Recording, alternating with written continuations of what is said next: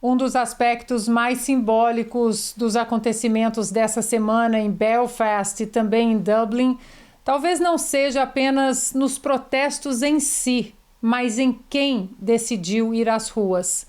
Em um depoimento que ganhou destaque nas redes sociais, o morador afirma que comunidades protestantes e católicas se reuniram lado a lado como pais preocupados após o ataque bárbaro do imigrante sudanês. Em uma região cuja história foi marcada por décadas de profundas divisões religiosas e políticas, a imagem de antigos adversários marchando juntos é, por si só, um fato relevante e revela como questões relacionadas à segurança pública e à imigração vêm redesenhando o debate social e político na Irlanda do Norte. Vamos ver. We met last night on the Crumlin Road with the Protestant community from the Woodvale, Shankill. I'd say I'm from Ardown, born and reared all my life. The crowds gathered and then they met in the middle, put their hands out and just started chatting. Just as concerned parents. And how big is the immigration problem in and around your areas? Well, in the centre of Ardown, it's not that bad in Ardown, but all around the outskirts, it's ridiculous. It's ridiculous. I drive down the main road, the Antrim Road, Crumlin Road, and it doesn't look like Belfast anymore. Every bus stop is full of foreign nationals. Now, there's never been a problem with immigration in Ireland whatsoever. There's no racist thing. It's not a colour problem. It's a culture problem. There's people coming with obscene cultures into our country. They are beheading people up and down this country. We've had beheadings in Sligo, Limerick, Islay, but we've had numerous of beheadings in Ireland. Then we had this poor man that's not too far from my home, was butchered on the ground, eyes poked out and tried to kill him. It's frightening. Bom, e claro que nós vamos amarrar esses acontecimentos à história, principalmente à história católica, não é, Bernardo? É um fato relevante você ver na Irlanda do Norte católicos e protestantes unidos, lado a lado, de mãos dadas, em prol de uma pauta que vem redesenhando o país e que eles rejeitam.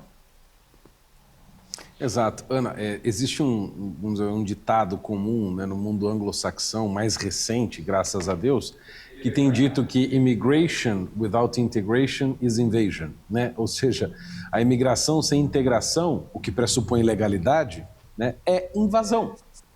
Né? E o que se está fazendo são escamoteações burocráticas para dar aparência de legalidade e de integração, mas, na verdade, o que está acontecendo é uma grande invasão em massa, né? E não me venha com essa história, não, mas eles não são muitos, né? Mas, assim, não é preciso muitos para subverter uma nação. Ou seja, a gente está vendo a Inglaterra com todos esses problemas e os muçulmanos não são sequer 10%, 15% da Inglaterra e da Irlanda. Mas basta uma massa crítica pequena, bem organizada e violenta para você subverter. A história sempre mostrou que é sempre um pequeno grupo vanguardista que acaba puxando as massas e causando as grandes mudanças sociais. Então, o número em quantidade não é tão importante quanto em qualidade, no sentido até, obviamente, aqui negativo, né? E é esse tipo de preocupação que está tocando as pessoas na Irlanda, que é um país que há mais de 100 anos, desde a separação das Irlandas, né, em 1921, que vinham se matando, né? Ou seja, você tem a Irlanda do Norte que se dividiu em 1921 e o sul dela permaneceu católico e o norte permaneceu mais protestante, tentando unir-se novamente à Inglaterra, né, ao Reino Unido, que é protestante de linha anglicana, né? Então, os católicos irlandeses mais nacionalistas queriam unir-se à Irlanda, que não é do sul, né, é só a Irlanda, tem a Irlanda e a Irlanda do Norte, né? E os protestantes querendo unir-se aos britânicos, e os católicos interpretam isso como uma grande traição nacional. Então, é um componente religioso, mas também um profundo componente político de visão de nação e visão de povo que se confronta aqui, né? Então, essa briga religiosa política da Irlanda, bom, já deixou, a gente sabe, milhares, na verdade, de mortos. Nos anos 60 teve pelo menos mais de 4 mil mortos no meio dessas brigas, e depois os atentados do IRA, né, no meio de tudo isso, até que a coisa se tornou uma zona de guerra e teve o famoso, em 1998, o famoso acordo de Sexta-feira Santa, que pacificou mais ou menos as relações, e hoje em dia a coisa não está tão grave quanto era antigamente. Então, o que a gente está vendo agora em Belfast é uma conclusão óbvia, né, que inclusive eu comento com os meus amigos católicos e até protestantes que eu tenho, e digo o seguinte: olha, nesse assunto do Islã, nós não temos nada para brigar entre nós, né? Ou seja, católicos e protestantes. Nós discutimos muito, podemos ter as nossas divergências, mas aos olhos dos muçulmanos, nós somos cristãos iguais. Ou seja, para eles nós somos idólatras, para eles nós somos kefir, que são os não crentes, para eles nós somos contraproducentes, nós temos que nos converter ou sumir, ou então morrer ou pagar o imposto da submissão ao Islã. Ou seja, nós não somos bem-vindos na religião islâmica, a não ser que nós nos submetamos ao regime absurdo que eles propõem. Então, o que a gente está vendo são pessoas preocupadas com um aspecto civilizacional muito maior do que apenas as brigas que aconteciam entre eles. Porque eles falam, bom, o que adianta nós divididos aqui, ainda que sejamos irlandeses de fato, mas se nós estivermos divididos, e já diz Jesus, né, um reino dividido não prospera, ele vai cair, aí vem o inimigo de fora, se aproveita dessa divisão e nós não vamos ir para cima dele, ou seja, não faremos nada, não faremos filhos, não faremos protestos, não faremos um combate cultural, espiritual em cima disso.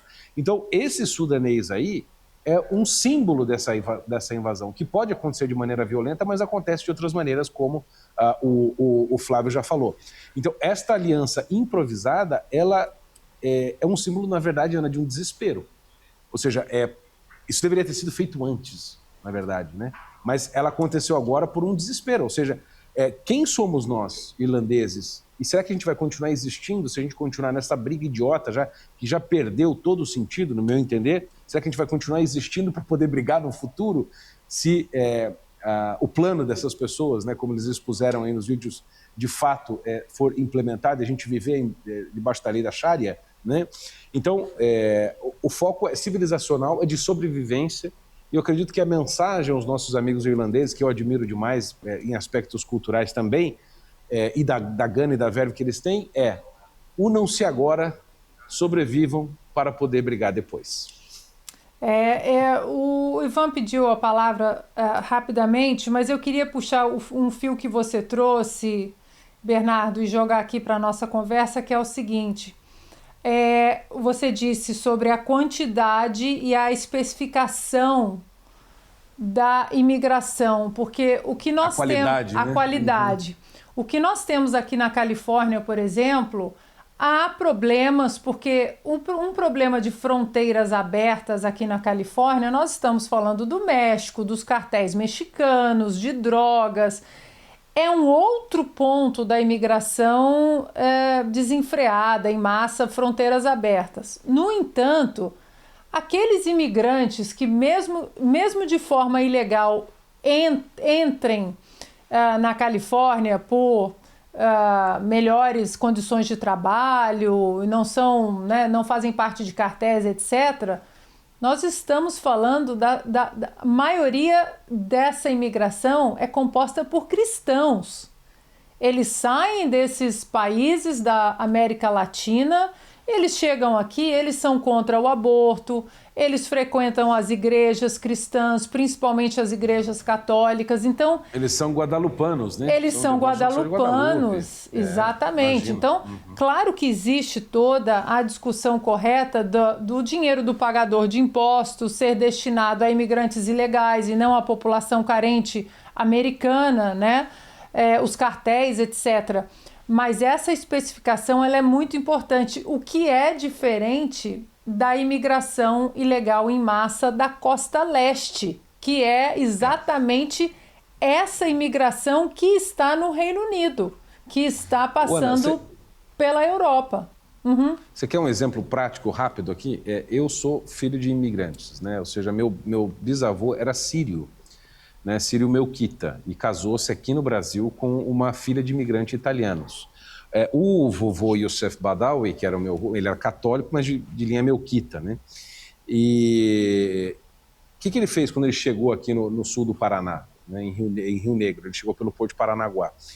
ele se integrou absolutamente na comunidade sírio-libanesa que existia e depois se integrou naquela sociedade, criou uma madeireira, se tornou absolutamente rico, depois ele perdeu tudo, né? Mas se tornou absolutamente rico, criou muitos empregos, ajudou a desenvolver a cidade, aprendeu um idioma, integrou os seus filhos na sociedade, integrou as pessoas, amou a nação e deu filhos que proporcionaram coisas muito boas para esse país, que foram, pelo menos ali na nossa região, né, os meus avós e tios-avós. Então, assim, eram pessoas que vieram para amar, desenvolver, integrar-se na sociedade, não para sugar, degradar, para perverter, subverter.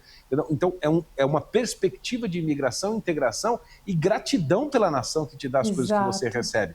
Ninguém está falando que... Assim, se você falar, eu não sou contra a imigração, você é contra o mundo, porque o mundo inteiro é feito de imigrações, maior e menor quantidade.